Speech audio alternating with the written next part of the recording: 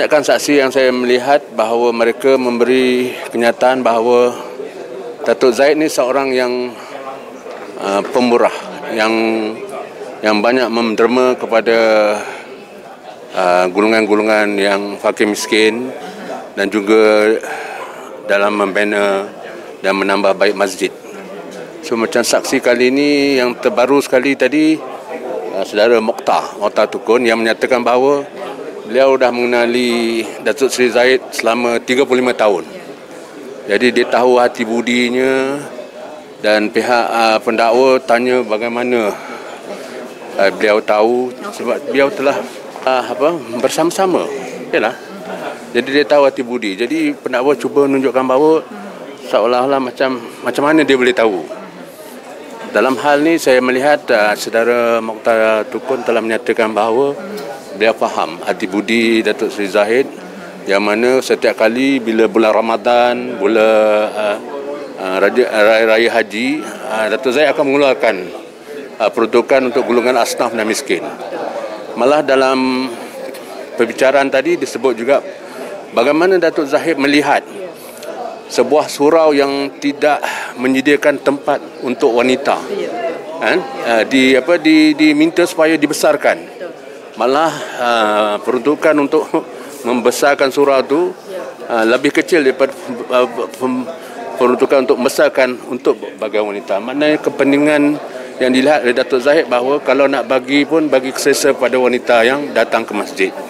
Jadi inilah antara ciri-ciri yang disebutkan oleh saksi-saksi peguam bela, menunjukkan bahawa Datuk Zahid ni seorang yang pemurah, yang suka menderma kepada golongan-golongan yang memerlukan. Dan apa yang dinyatakan menarik tadi oleh saudara Mokhtar Tukun ialah Datuk Zahid ni ada satu perangai, kalau tangan kanan bagi, tangan kiri tak tahu. Itu sebabnya bila pendakwa tanya, adakah you tahu apa yang Datuk Zahid bagi, dia kata itu memang Datuk Zahid dah macam tu perangai dia. Datuk mengenai dengan perkembangan kes Datuk Zahid pada pagi ini. Ini adalah satu kesinambungan kepada saksi pendakwa peguam bela yang menunjukkan bahawa Datuk Zahid menggunakan duit dia sendiri untuk memberi sumbangan kepada golongan-golongan memerlukan. Umpamanya dalam saksi Datuk K sendiri, beliau telah menyatakan bahawa walaupun mereka datang untuk bertemu, bertanya mengenai adakah beliau boleh membantu di segi projek arang batu untuk TNB, tapi Datuk Zahid telah mengikut Datuk K, dia memaparkan bagaimana beliau tidak mahu campur dari segi penurunan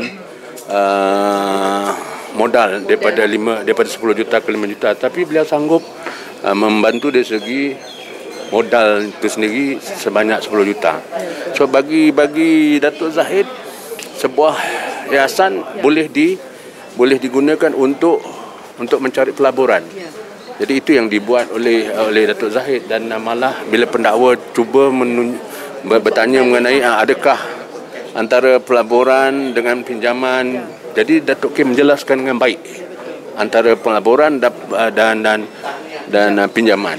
So kerana Datuk Zahid merasakan bahawa ada peluang untuk membuat pelaburan daripada sebuah yayasan yang mendatangkan keuntungan kepada yayasan itu sendiri, iaitu usaha untuk mengadakan perniagaan arang batu. Okey, apa yang saya dengar tadi, Datuk Zahid memang sewaktu beliau pemuda, beliau memang seorang yang penderma dan pemurah hati. Dan sehingga kinilah.